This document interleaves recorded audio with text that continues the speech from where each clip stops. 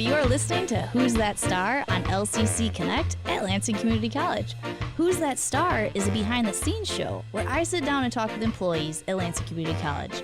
This is an inside look at LCC, where you will be able to learn about their passions, projects, what inspires them, both at work and in their personal life. I'm your host, Juliana Blaine, and I also go by my nickname, Juji. This show is for you to get to know the great people behind the scenes at LCC. Are you ready to go behind the scenes with me? Come on, let's go find out. Who's that star?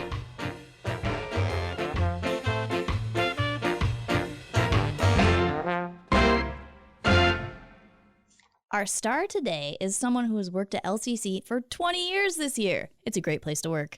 She started out as lead support and is now the Divisional Projects Coordinator for the Arts and Science Division. I met her early in my LCC career when I was able to shadow her and learn some best practices as I was a new hire. She's a very helpful person, and she's highly involved in many important areas here at LCC. All right, are you ready to meet her? Let's get that drum roll, and our star is Amy Park. Woo! Hi, Amy. Thanks so much for being on the show today. Hi, Juji. How's your day been so far? Great. Good. Well, I'm really excited to learn more about you and share with our audience all the fun stuff about you and what you do here at LCC. So let's jump in. So let's talk about, where are you from? Are you from the Lansing area, somewhere else? I am. I actually grew up in Holt. Went to a proud Holt High School graduate. Go Rams. Yep. My sister went to Holt. Very cool. So Holt area. So let's talk about, what are some of your favorite movies or TV shows, stuff that you just really like to watch?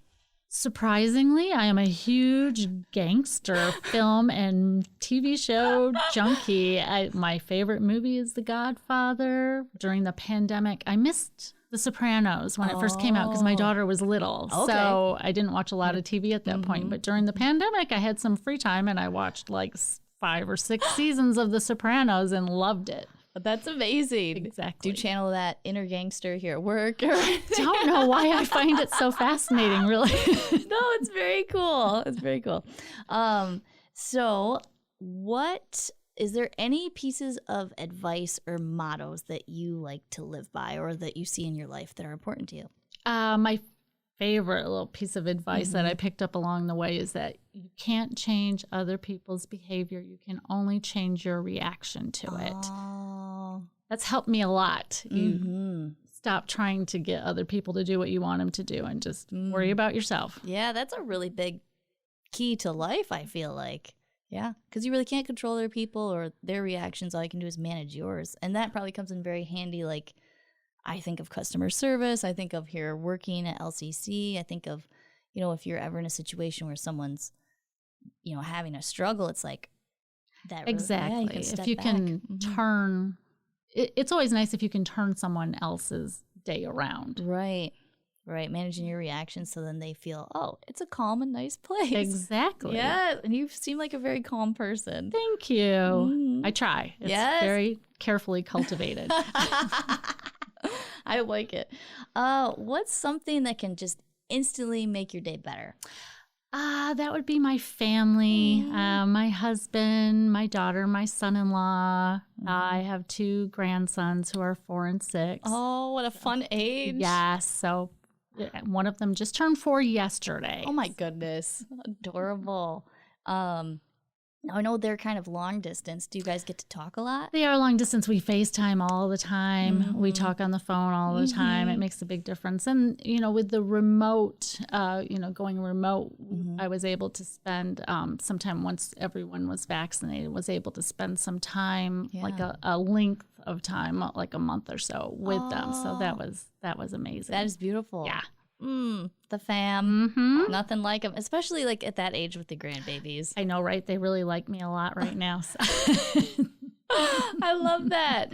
And if you keep building that, I mean, who's to say that won't continue? I know, right? Forever? I hope so. Favorite grandma. Yes. Favorite grandma. Well, what is your favorite season and why do you like it?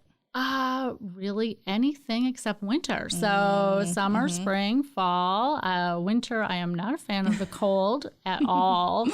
So any other season is just fine with me. Anything but winter. Yep. What is it about winter that you don't like? You know, especially the older I get, the more creaky I get as the weather gets cold, and you know, you're There's like, a storm coming. My sciatica is acting up. But oh my goodness, no, I think that's true for honestly I feel it's true for me as well. It hurts so much more in the cold. Like your bones ache. You're like, wow, I can't even move. Exactly. I'm definitely a warm weather person. Yes. What would you say is an essential part of your daily routine? Something you just really like to do, something that probably you do daily? Reading. I read every morning and every night. You know, I can do it more now that I don't have any kids in the house. But even when my daughter was little, we, you know, you'd set her up with a book and me up with a book. And so that encourages the love of reading in them, and you still get to do what you're enjoying doing. So. Yes, a little reading club. It really is. Yeah. In fact, even, you know, we did like where we would read like the Harry Potter books and so like read them together. We would when she was about 8 when they first came out, so I started out reading them to her, and then as the years went on, we would have to buy 2 copies of the book so we could both read it and then talk about it. But we still share like book recommendations and stuff. She'll every once in a while she'll text me and she'll say, "You need to read this book." You're like, on it. It's on my list. Got it. If she recommends it, she's always right. Oh, that's awesome. Yes, reading is so good. It's super relaxing. It's very. You can kind of just be transported in a way. You can learn a lot. Yes, it takes you out of your whatever stresses you happen to be going through at that point, and then you can refocus when you're done. So that's a nice. What is a hobby or a project that you truly enjoy doing? Something you do and it just feels like it fills up your cup, makes you so happy, you can't wait to do it. What's a hobby or a craft or something like that? I am a crafty person. Okay, I crafty. love to do crafts. I like to crochet. I taught myself how to crochet. You taught yourself? Yes. Wow. Well, you know, YouTube videos nowadays, I mean, back in the old days, I learned how to do it with a book. But now you can watch it on YouTube and you can learn how to do stuff. Incredible. My pandemic project, last on my pandemic project was to learn how to use the sewing machine that I had for 30 years. Your facial expressions are cracking me up right now. It was such a big deal for me. I've had that in the box just silently shaming me for 30 years that, you know, we spent a lot of money on it at the time that we didn't really have. And I was going to sew clothes for my daughter. And I think I tried it once and I never could thread it. So I never got anywhere with it. So, you know, to learn how to do that, finally, the instructions were on VHS. And oddly, VHS. I still have a VCR player. And so I watched how to thread it and how to use it. And I can use it now and it works perfectly. Amazing. It's pristine. Wow. It's in pristine condition. It's been kept very well. It has. It's like a little time machine. Oh my gosh. What's some of the things you like to make with it? Well, I'm not very good at it yet. I made curtains, you know, straight square things. Yeah. So I made, you know, I can do that. Pillow covers. I did reupholster. This is actually kind of impressive. I did reupholster the, I've got like wicker furniture in my sunroom and it has cushions on it and I reupholstered those cushions. So. Wow. Yeah. You're going to be, somebody's going to hire you. I know. I'm finally saving money with it. Curtains are very expensive, not gonna lie. I mean, if you can make curtains. If you need any, I'm your girl. I got it. Call Amy for curtains. So crafts kept you busy during the pandemic? Yes, they did. Oh, beautiful. Would you say that you are an introvert or an extrovert? Surprisingly to a lot of people, I'm an introvert. I enjoy being with people and I enjoy... I'm very social, but I do have to have that time alone to kind of refill my tank. Yeah. Very real. It's a very real thing. It really is. Yeah, because sometimes, I mean, you can get this certain type of energy and refill from other people. But man, when your tank is empty, like you said, or your cup, you poured out all your cup on other people, there's something about just stepping back, maybe reading a book. Yes. As we know well, you like to do. luckily, everyone in my family is kind of the same way. Yeah. So a lot of times people, someone in the family will have been out and about in the world and they'll be like, I just need to be alone for a while. You're like, we understand. We all get it. We understand. I feel like most people might be like that way and just not know it yet, Yes. honestly. Because you get going, you get excited to do things, see people. I know I do. Yes. I didn't realize till I'm 31, till, in my probably 28, that I was like, oh my goodness, I think I need alone time. Yes. Everyone does, I My think. goodness. This is kind of a fun question. If you could hire someone to help you and it would be with cleaning, cooking, or yard work, which one would you pick? It is definitely yard work. I'm allergic. I have all sorts of outdoor allergies. So while it's another one of those like the sewing machine things where it sounds like it would be really cool to be able to do, I just don't have I just don't have that. That would take it out of you if you had allergies. Yes. Whew. So we actually pay someone already to come and do. They mow the lawn and we pay them to shovel the snow in the wintertime. And it's really some of the best money we've ever spent. I'd say that's quite the investment. Yes. That's quite the But investment. cooking and cleaning, that kind of stuff, I love that. So I would never outsource that. But definitely the yard work. That's the first to go.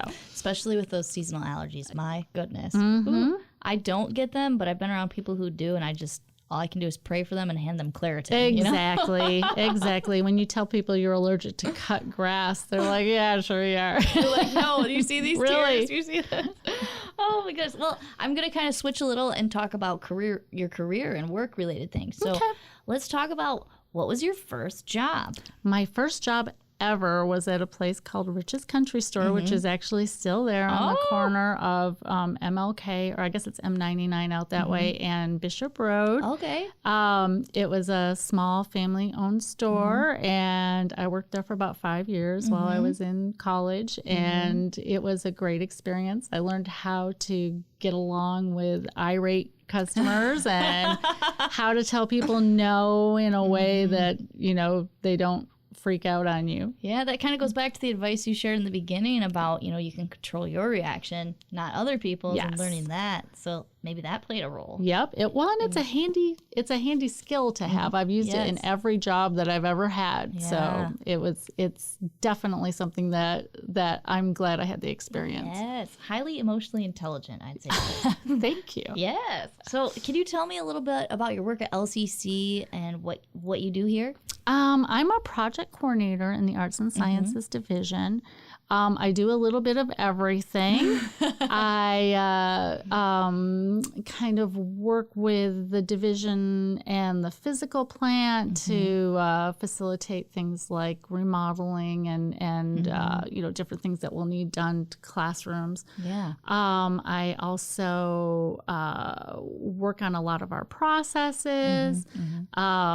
We have late enrollment right now is a big one. Oh, late enrollment. Yep. I remember when I was a student. I remember that. Late enrollment is something that we're working on right now, and I work with the staff to try to get their input as to what's happened, and then we try to figure out ways to make it better. Ooh, I like that. Yeah, it's a great thing to be able to get what they're going through, at each step, and where the roadblocks are to try to help them out.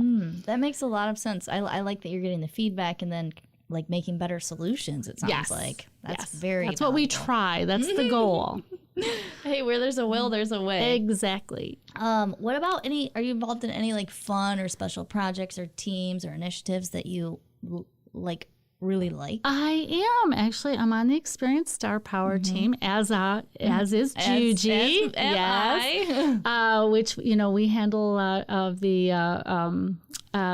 fun things for employees. Yes. Right now, the big thing is the awards showcase. Yeah. So if you are an LCC employee and you have someone that you work with that you think is awesome, is doing a great job, be sure to go on to the Experienced Star Power webpage and nominate them for one of the showcase awards. Experienced Star Power plug right there. Woo-hoo. The award showcase is super cool. It just helps. Do you want to tell people a little bit? Sure. What it is? There are several categories. There's the President's Award, which is like one for an employee. Any employee of the college can win the President's Award. There's the Provost Award, and that's geared towards teaching faculty and academic professionals. There is an award for support staff. There's one for, we've just put a new one out for accessibility. Yay! Which leads in right into my other committee that I'm on, which is the Aqua team, which you know how we love our acronyms. I can't even tell you what Aqua stands for, which I know I'm going to get in trouble for. Accessibility. Accessibility, quality, something. It just reminds me of Aquaman. Exactly. And, being a superhero. So you're basically a superhero. So that's absolutely it. Oh my gosh. So you're on the accessibility Aqua team.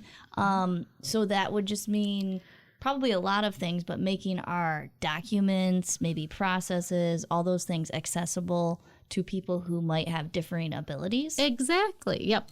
That's what we do. The accessibility, the Aqua team actually handles Aqua team. The Aqua team. It does sound like superheroes, doesn't it? It's this is more of a quality assurance. Okay. So what we do is we kind of work with the entire college. We do a review of the non-academic documents and materials. We and then Ally, e-learning kind of handles the academic materials. Okay. So they get all their reports through Ally, but we actually have a team of volunteers. The Aqua team. The Aqua team volunteers that go in and they actually review documents. Like we'll spot check. So, a certain percentage of the documents in each area.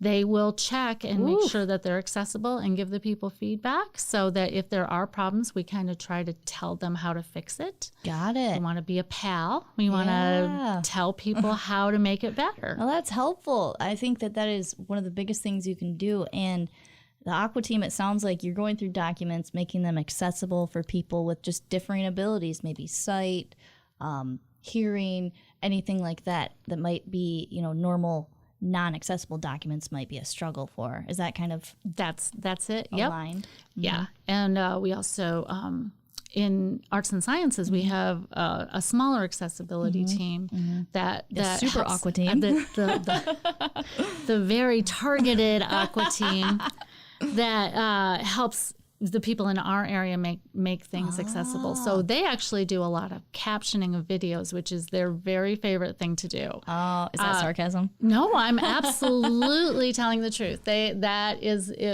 will fight each other to do the captioning. No one wants to make a PDF accessible, but everyone wants to caption the videos. The videos are where it's at, Amy. Yes. I understand that.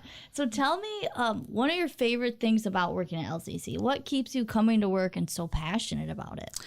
I think it's the people. Yeah. I love the people that I work with, and I love the faculty and the students.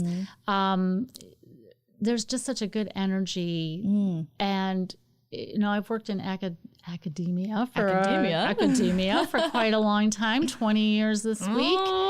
And actually, I worked at a college in New Mexico before that as well. Wow. So, but being able to help students, I don't get to deal with students as much now as I used to. Oh, okay. But it's just when you can help someone find the class that they need or just help them on their way, it makes you feel like you're really doing something. Yeah. I agree. I've helped at Welcome Week a couple times because my job, I'm not in the capacity to help students daily face-to-face like that. And what you said is so true. When you can help a student, hey, do you know where your class is? Do you know where you're going? Let me take you there. I think college can be so stressful, especially for people who are just starting out. I mean, even if you've been going for a long time, it can be stressful. So when you can help somebody tangibly like that and you see the relief and you see the connection being made, that is, I get it. It's like, it's really the stuff special. you live for. Yeah. It's really special to be able to help people really fulfill their dreams. This is what they want to do. And to help them do that, it makes you feel really good.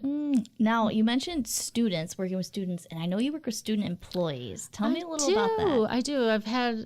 I've supervised student employees for many, many years now.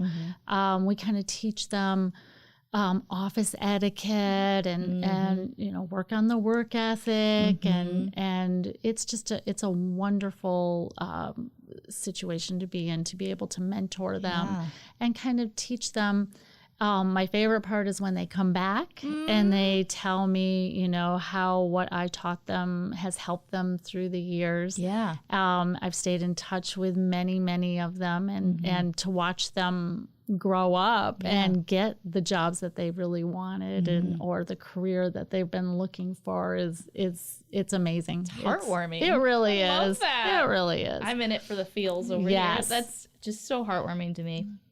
And I think it's so important, like you said, teaching them those skills that are just important for any job, especially if it's their first job, like the interpersonal skills, the office culture, how to answer emails, the phone, like being a mentor in that way is so valuable. I was a student employee here at LCC in 2015, and I remember there was a lot of learning that happened, and it kind of set me up for my career, and it looked good on my resume. Yes. Really enjoyed it. It really is. Yeah. It's a great program that we have, and I'm so glad that we're able to do it. Go student employees. Yay. Shout out to all you student employees out there.